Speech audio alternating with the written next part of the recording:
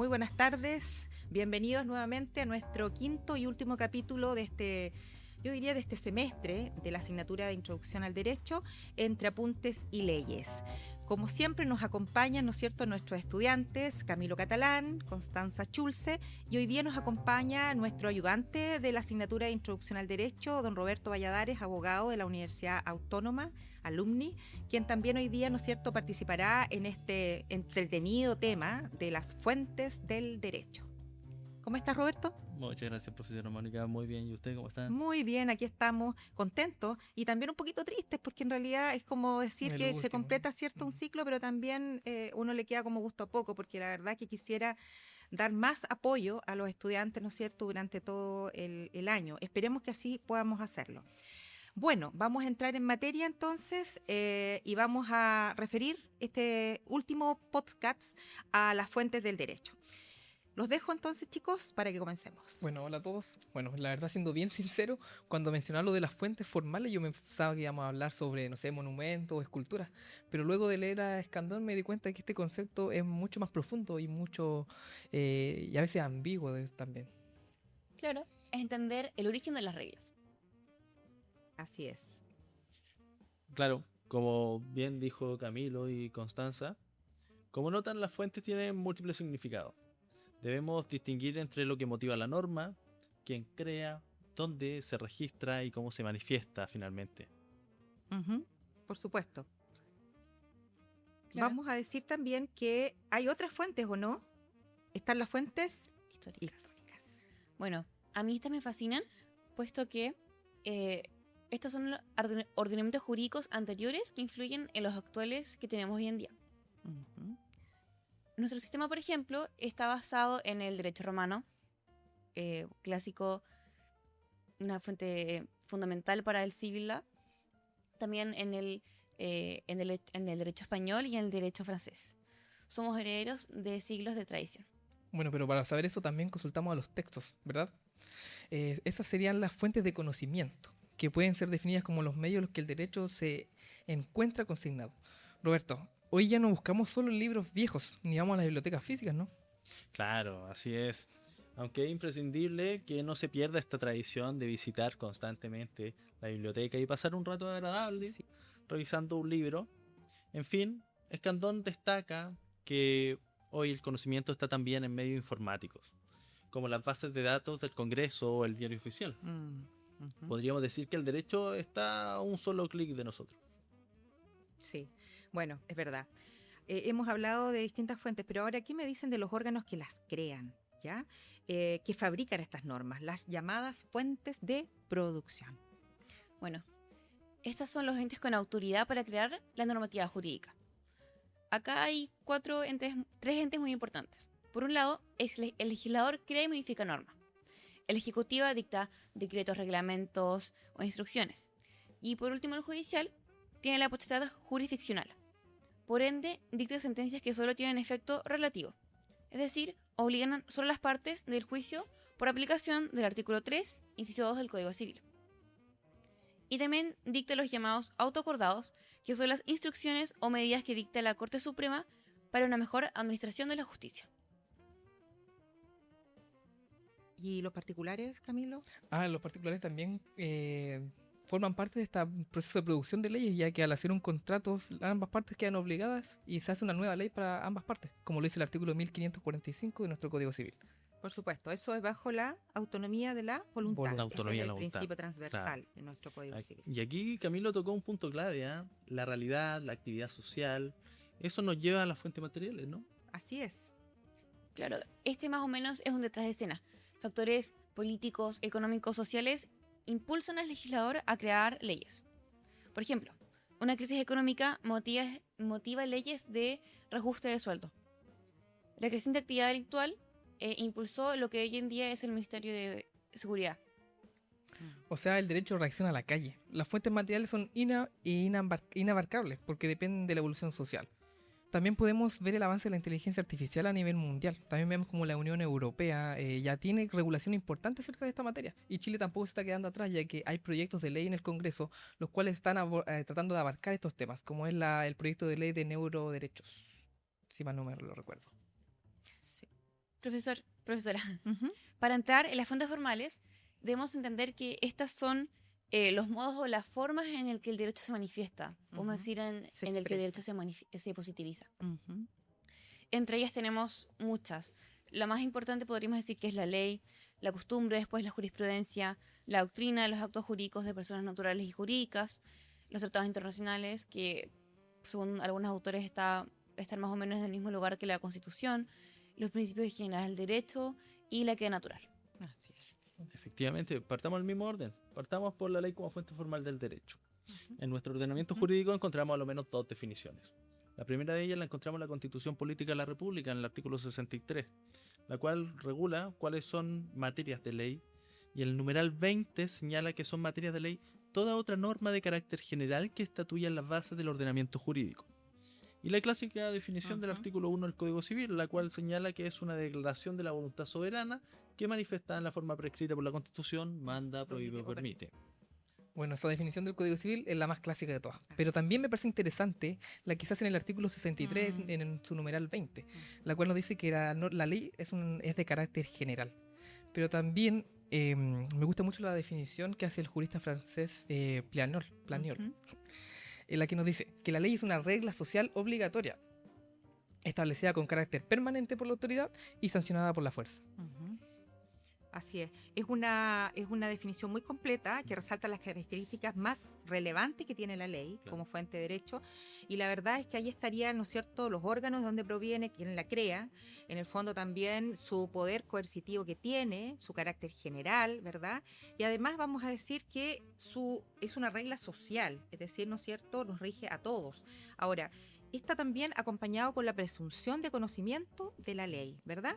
Y todo esto viene a configurar un concepto que nos permite después desentrañar de alguna manera cómo se va clasificando la ley, cuáles son de alguna forma su proceso de creación y también las excepciones que tiene, por ejemplo, a sus mismas características, como por ejemplo que la ley mira solo hacia el futuro, por decir algo.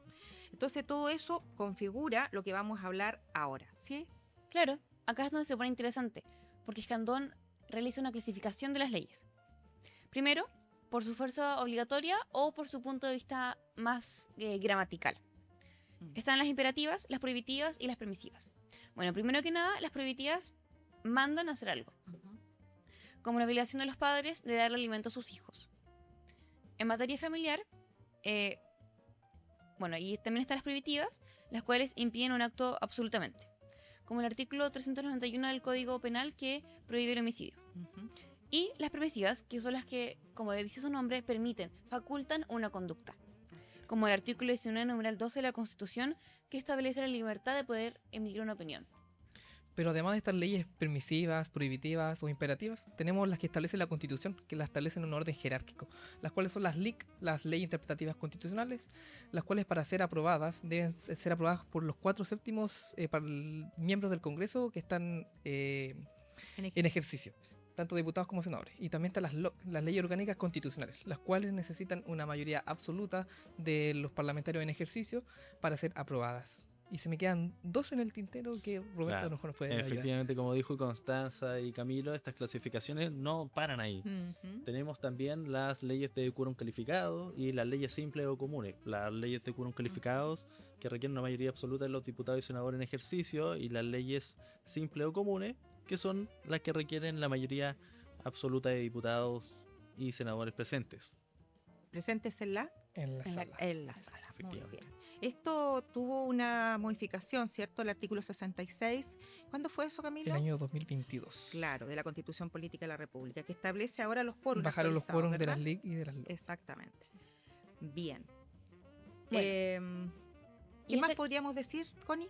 Que, esta clasificación es según su duración. Casi todas son permanentes, pero existen las temporales en materia tributaria que tienen un plazo o condición, como esta ley de presupuesto. También están las transitorias, que sirven de puente cuando cambia la legislación para evitar el descontrol y el caos. Bueno, aparte de su duración, también las tenemos en su carácter territorial, las cuales en nuestro estado, que es unitario, generalmente se aplican para todo el territorio, pero hay ocasiones o excepciones a esta regla, que es, por ejemplo, la ley 18.846, que rige solo para la zona franca de Iquique, o también la ley 21.070, que regula el ejercicio de los derechos para residir en el territorio especial de la isla de Pascua. Efectivamente, tampoco tenemos que olvidar el rol que cumple en este caso el presidente de la República con esta especie de co-legislador mediante los decretos con fuerza de ley. Estos decretos con fuerza de ley, que son normas jurídicas dictadas por el presidente de la República, cuya potestad nace de una delegación del Congreso que tiene una duración máxima de 1 año. Así es. Por otra parte están los decretos ley que ocurren cuando existe una anormalidad constitucional. Esto significa cuando el Ejecutivo legisla sin el Congreso, es decir, no hay Estado de Derecho, lo que se llama gobierno de facto. Eso ha sucedido en nuestra historia política, Sí. en algunos periodos, ¿verdad? En los periodos de cuando terminó el periodo parlamentario, que Correcto. volvió al año 24. Y todavía tenemos muchos decretos Sí, ley vigentes, sí. ¿ya? Que están normados. Muchos de y ellos que siguieron siguen vigentes, vigentes. Exactamente. Bueno, en conclusión, conclusiva, Bueno, la ley es nuestra fuente formal porque nos otorga esta seguridad jurídica que se busca en la Constitución como algo general. correcto. Bueno, además, si bien es cierto, es imposible conocer todas las leyes, pero lo importante es saber dónde buscar esas leyes. Exactamente, porque al final de cuentas las fuentes son la base, los pilares en los cuales se sustenta todo nuestro ordenamiento jurídico, ¿verdad? ¿Y cuál sería la tarea entonces, Roberto, acá? A ver, la tarea entonces sería pensar en alguna ley e identificar su fuente material, en qué factor social la hizo necesaria, y con ello volvemos en breve para seguir analizando las distintas fuentes formales, ¿les parece? Nos parece.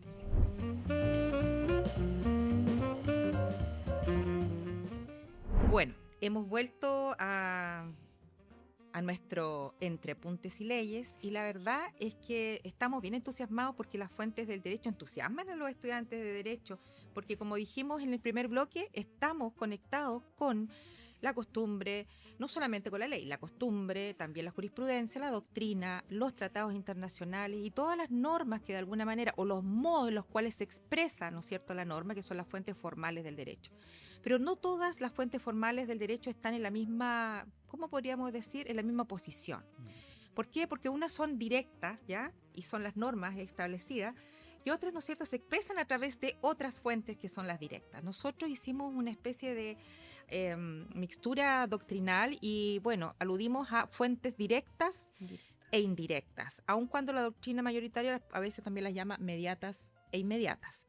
Entonces vamos a hablar ahora de una de ellas, que es la costumbre como fuente formal. Efectivamente, chicos, vamos a analizar aquella que nos parece de momento, solamente en este bloque, en este determinado espacio de tiempo, como la costumbre jurídica.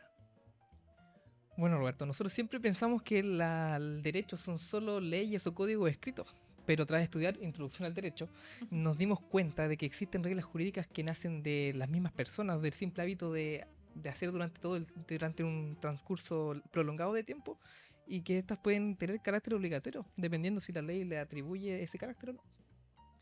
Sí, así es, efectivamente.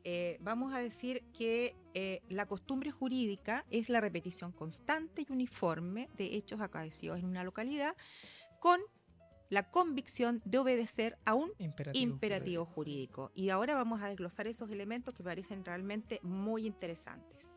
¿Saben? Siempre pensamos que el derecho son solo códigos y leyes. Pero tras estudiar en este ramo de Introducción al Derecho, me di cuenta de que existen reglas jurídicas que nacen del simple hábito de repetir de la gente en la calle, que llega a tener esta fuerza obligatoria porque esto es lo que buscan, tener un imperativo jurídico. Las relaciones personales pueden tener validez normativa al final. Qué loco pensarlo, ¿no? Exacto, Así y eso es lo que dice Sauvigny, Tal cual. que llamaba el espíritu del pueblo. Él decía que la costumbre es la fuente más cercana al alma de una nación, mucho más que una ley fría dictada por un legislador.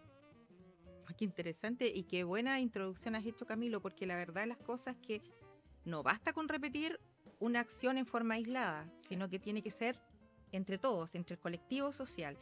Y Escandón distingue 5 subelementos que vamos a poder distinguir acá, entre, primero, uno que le podríamos llamar también, más que elemento, el factor externo o el factor interno, a contrario sensu. El factor externo objetivo, que viene siendo la pluralidad de actos que se acaecen o que acontecen en un tiempo determinado, esta repetición constante, que es pública, que es notoria, que es general, que también, ¿no es cierto?, es permanente, es uniforme, etcétera, etcétera.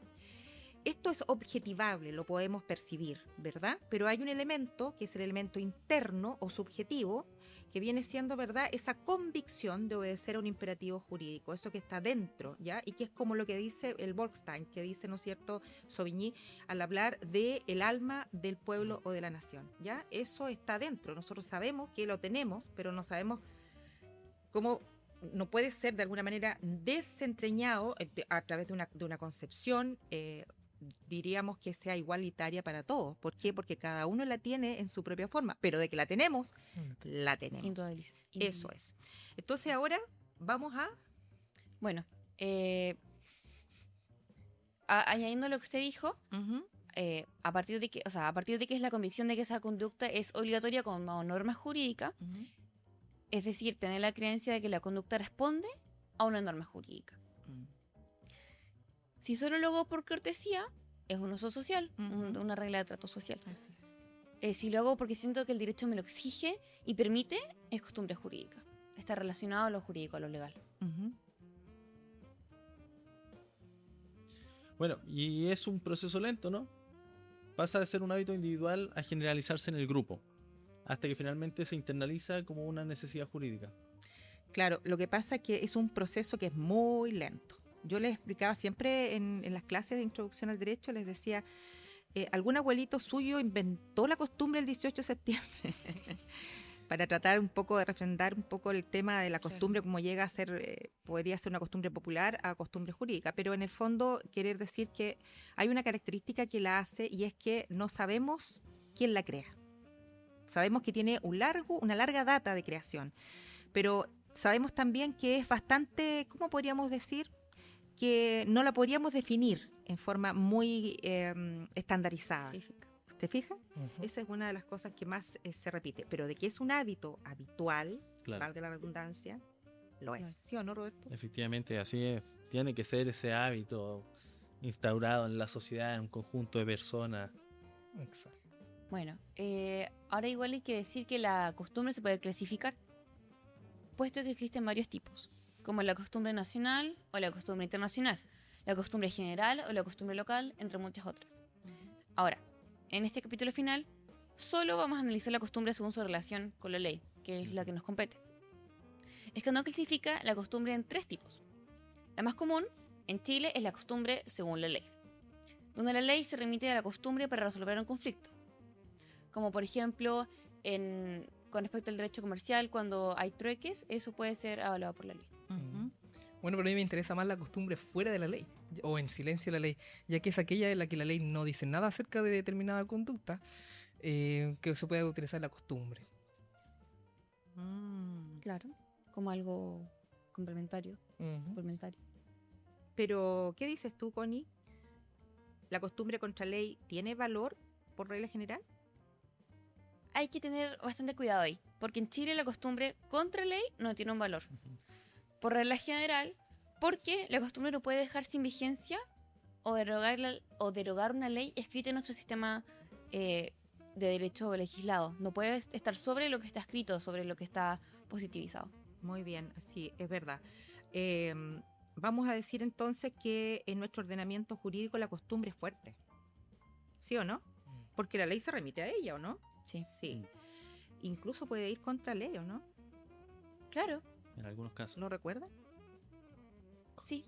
Esta es la ley indígena 19.253. El artículo 74 permite que la costumbre entre... 54. ¿Yo dije? ¿54? Yo leí 74, pero... 54, estamos en para que 54. quede claro. Un 54. Permite que la costumbre entre indígenas constituya derecho incluso si es contraria a la ley, porque esta respeta su cultura. Siempre que no choque con la Constitución, porque acá se presenta el principio de supremacía constitucional. Es el mayor grado de aceptación en Chile. Es más, puede ser aplicada hasta en derecho penal pudiendo constituir base para un eximiente o atenuante de responsabilidad. Sí, absolutamente. Han habido, ¿cierto? Han habido situaciones jurídicas que las hemos analizado en clase Sí, y que nos sí. han dejado también un poco, Mm. ¿verdad? Estupefactos porque es un eximente o atenuante de responsabilidad penal y es una gran excepción, ¿ya? Frente a lo que es hoy día, ¿no es cierto?, la ley y la ley prohibitiva, que es la ley, ¿verdad?, penal. Bueno, y el ejemplo más concreto de eso es lo que pasó en Puerto Saavedra con el terremoto del 60 con Así el es. niño. ¿Si me ayuda con el nombre? Que ¿Sí se recuerda? sacrificaron.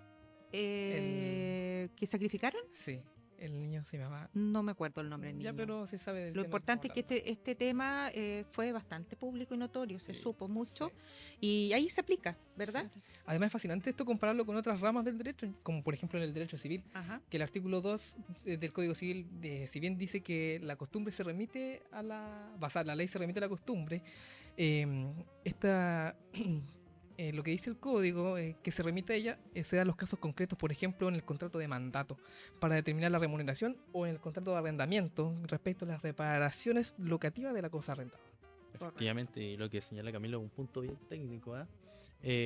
Porque en cambio, en el derecho comercial, yéndonos a un área completamente distinta, acá la costumbre rige también en el silencio de la ley.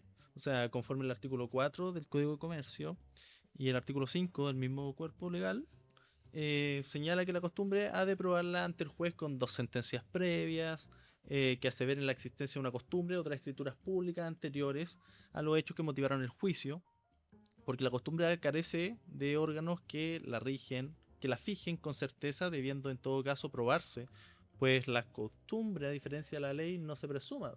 O sea, efectivamente, las partes que quieren hacerse de la costumbre deben probarla ante tribunales. Ujú. Claro. Y no olviden que en el derecho penal o público siempre no tiene valor. Porque el principio de legalidad y sujeción estricta a la ley escrita. Muy bien. Excelente conclusión, la verdad. Tanto Connie como Camilo y con el aporte de nuestro abogado ayudante, hemos llegado a una excelente síntesis porque nos hemos dado cuenta aquí, conversando, de lo que significa, ¿verdad?, las fuentes formales y el derecho, cómo se hace trabajando. Se hace desde la vivencia social. No se hace solo en una oficina. El derecho es vivo. La norma está viva. Nosotros tenemos que interpretarla y llevarla, ¿no es cierto?, al caso concreto. Por tanto, se viven prácticas sociales. Claro, efectivamente.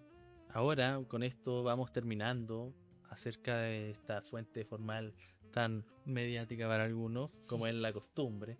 Y a continuación pasamos a ver una que para otros es más divertida, tiene un poquitito más de sazón, que es la jurisprudencia como fuente formal. Así que nos vemos en unos segundos. Nos vemos. Vemos.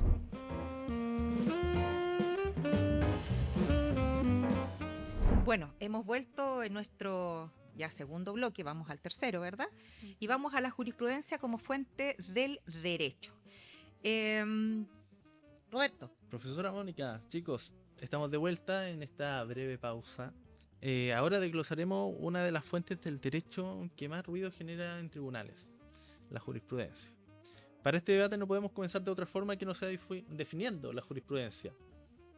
Ustedes llevan la batuta en esto, díganos. Bueno, gracias. Para no perdernos, hay que mirar el origen de dónde viene esto. Y obviamente dónde va a ser, en Roma, por el derecho romano. La jurisprudentia, en latín, era literalmente ciencia del derecho, o los estudios de los prudentes. Sin embargo, hoy en Chile y el sistema continental usamos el término para referirnos a fallos o sentencias dictados por los tribunales superiores de justicia y otros órganos jurisdiccionales. Pero ojo, porque yo he visto que en inglés jurisprudence se usa para la filosofía del derecho, ¿no? Claro. Esa es la acepción anglosajona. Pero aquí distinguimos dos sentidos técnicos. En el sentido amplio y el sentido más acotado. En el sentido amplio es la totalidad de fallos sobre cualquier materia. Y en el sentido restringido, que es el que realmente nos importa como fuente, el cual es un conjunto de fallos emanado de una misma clase de materias en el mismo sentido, generando una interpretación uniforme de la cual se puede tener una base para próximos casos. Claro, Importante tu precisión, Connie, y también Camilo, porque ambos. Recuerden que no solo emana de los jueces la jurisprudencia, también podría haber jurisprudencia de tipo administrativa, como por ejemplo la que emana, jurídico-administrativo, porque hay tribunales, digamos, hoy día tributarios, pero emana de servicios de impuesto interno, ¿ya? Y generan hoy día jurisprudencia, y obviamente que son recurribles también a la justicia ordinaria. ¿Mm? Entonces eso también es importante. Hoy día ha ido cambiando y se ha ido ampliando, ¿ya? Nosotros no la tenemos como principal fuente de derecho, está claro, pero no podemos desconocer el valor que tienen los fallos anteriores frente a un caso y la forma en que se resolvió, ¿ya? Va a depender de la prerrogativa del juez, sí, más o menos lo vamos a ir viendo, pero no hay que desconocer su valor, ¿ya? Efectivamente, tal cual como lo dice la profesora Mónica, así es. Ahora, muy bien. Uno de ustedes tenía una duda sobre si es realmente fuente formal en Chile la jurisprudencia. Claro, porque si vas al juicio, el abogado siempre cita fallos anteriores, pero según entiendo, en Chile la jurisprudencia es una fuente formal de aplicación, limitada. La clave de esto está en el artículo número 3, inciso segundo de nuestro Código Civil, el cual nos dice que las sentencias judiciales no tienen fuerza obligatoria sino respecto de las causas en que actualmente se pronunciaren. Pero ese es el punto, Camilo. Este artículo establece un efecto relativo de las sentencias. Las sentencias solo obligan a las partes, o respecto de las causas en que actualmente se pronuncia. Es decir, el fallo solo ata a las partes del juicio y no tiene una obligatoriedad general para toda la sociedad. Ah, ya. Pero entonces, si no es obligatoria para otros casos, como en Estados Unidos, ¿por qué los abogados pasan horas y horas revisando jurisprudencia de fallos anteriores o analizando los fallos del mes? Bueno, porque este tiene un gran valor de hecho. Los tribunales inferiores suelen seguir el criterio de la Corte Suprema y de las Cortes de Apelaciones, para evitar que sus fallos sean anulados por recursos de casación o apelación, que no vayan en línea con lo que señala la Corte Suprema o la Corte de Apelación. Es una cuestión de estabilidad y predictibilidad del sistema. Efectivamente, tal cual como lo dice Connie, no debemos olvidar que el sistema jurídico que rige nuestro ordenamiento jurídico, este sistema continental europeo, en donde impera el efecto relativo de la sentencia, lo cual no significa que estemos tan alejados del sistema anglosajón, eso hay que tenerlo presente.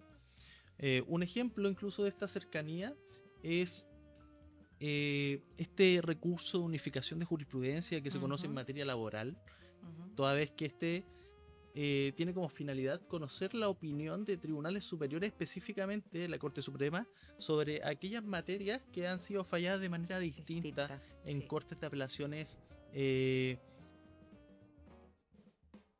en regiones apartes. O sea, la Corte Suprema lo que busca con este recurso de unificación es unificar, valga la redundancia, la teoría, o sea, el contenido de la sentencia, y no dejar criterios divididos. O sea, que no sean las cortes quienes vengan y pongan problemáticas muchas veces, sino que la Corte Suprema lo que hace es unificar, direccionar el contenido y la materia en sí. Claro que sí.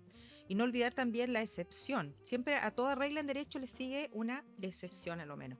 Hay sentencias que emiten, ¿no es cierto?, que se emiten no solamente para las partes con su relativo, digamos, efecto, sino también ese efecto erga omnes. ¿Qué significa eso? Que el efecto rige para todos. Como por ejemplo los fallos de los tribunales constitucionales, ¿no? Muy bien. Es la sentencia del Tribunal Constitucional que declara la inconstitucionalidad, por ejemplo, de un precepto legal. La inaplicabilidad por inconstitucionalidad. Lo que pasa es que una vez que se declara la inaplicabilidad, ¿ya? Viene la declaración de la inconstitucionalidad. Entonces, eso es erga omnes. Rige para todos. Rige para todos. Ahora también está el estado civil. ¿Qué pasa con la sentencia que declara un estado civil? Eso también es erga omnes. ¿Te fijas? ¿Por qué? Porque es materia de orden público. ¿Se fija? Bien. Claro. Y efectivamente en ese caso no tenemos que olvidar sentencias que han sido emblemáticas, en donde la Corte Suprema le ha entregado un efecto o una especie de efecto general, como lo fue en la sentencia Rol 16.630 del año 2022 sobre la alza ante ISAPRE, en beneficio de todos los afiliados que recurrieron de protección ante esa alza. Finalmente, vamos para cerrar este podcast hablando del juez.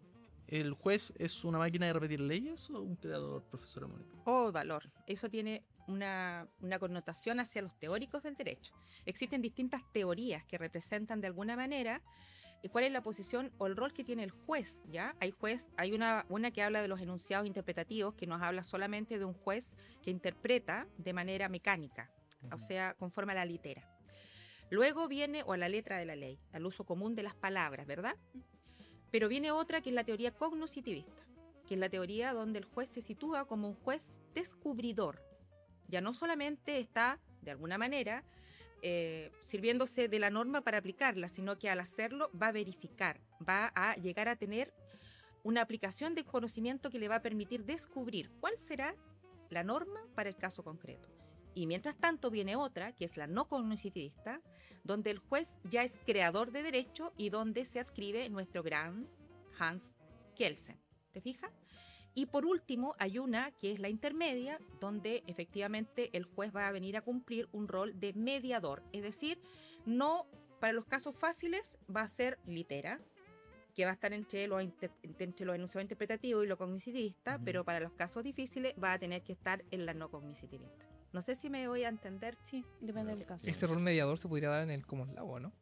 Yo creo que eso se da más en el common law. Donde Sí. el Va a ser juez el- tiene más Sí, decisión. exactamente. Y hay algunos autores que hablan de casos fáciles o difíciles, como quién, por ejemplo, de los filósofos que vimos. ¿Se acuerdan de lo que hablaba Hart? ¿Se acuerda de Bueno, Kelsen dice que es creadora de norma Sí. este juez, porque el juez realiza un acto de voluntad al elegir entre varias interpretaciones que le pueda permitir la norma. Ah, sí, claro que sí. Y por otro lado, la escuela de la Exégesis. exégesis dice que en realidad es declarativa. Un silogismo donde la ley es la premisa mayor y la sentencia una simple conclusión. Correcto. Interesante esto, a mí me encanta la teoría general del derecho. Vamos cerrando, ¿les parece, chicos? Sí. Vamos dando un poco un recuento de la necesidad de entender que nuestro ordenamiento jurídico, frente a todo lo que nosotros hemos hablado, que es como de alguna manera el rol que el juez debe cumplir como gran intérprete jurídico, ¿no es cierto? Y gran, podríamos decir, activista formal de nuestra forma de regular la convivencia social. Vamos a establecer también que en nuestro civil law tenemos el principio de la inexcusabilidad. El juez siempre tiene que fallar.